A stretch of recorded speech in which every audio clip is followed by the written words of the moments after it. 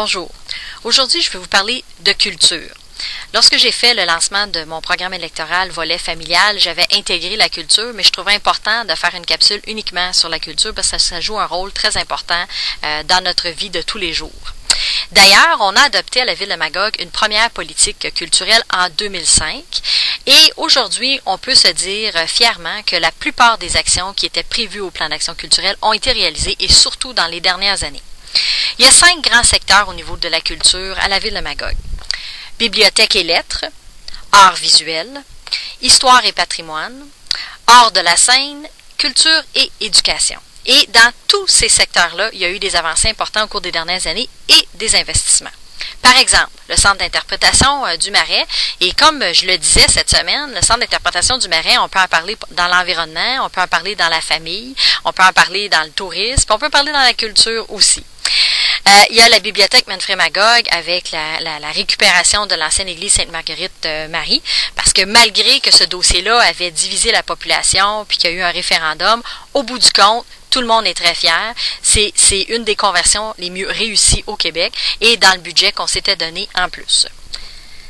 Ce qu'on a fait aussi, en même temps qu'on a fait les travaux de la bibliothèque, c'est qu'on a décidé comme conseil d'investir et de faire l'espace culturel d'Étisseran. L'espace culturel d'Étisseran permet un auditorium de 150 places qui est disponible pour nos organismes, nos partenaires, pour des concerts de tout genre, des conférences, etc.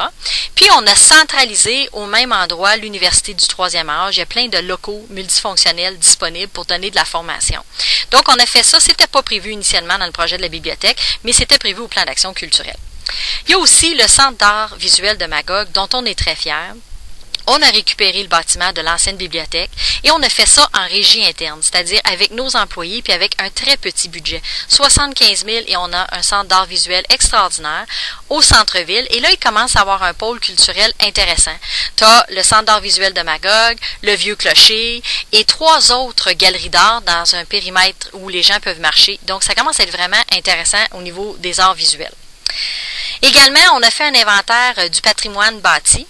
L'étape qui restera à franchir, ce sera de produire des guides pour les gens qui veulent préserver leurs bâtiments patrimoniaux et même un programme d'aide financière parce qu'on sait que quand on rénove puis qu'on veut respecter les matériaux d'origine et les techniques d'origine, il y a souvent des coûts supplémentaires.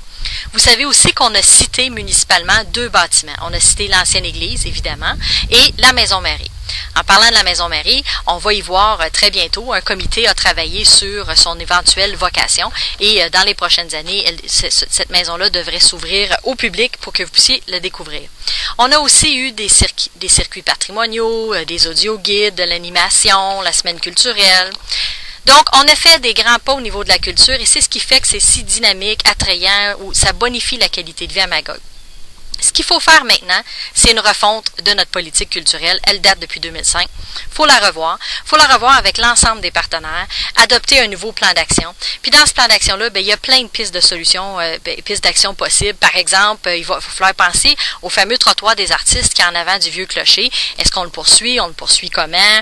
L'accessibilité des arts pour les jeunes, comment on va adresser cette question-là parce que c'est important pour nous. La protection et la mise en valeur de nos paysages, nos bâtiments patrimoniaux, etc. Donc, il reste encore beaucoup de travail à faire. C'est droit devant avec l'ensemble des partenaires du milieu culturel qu'on va y arriver.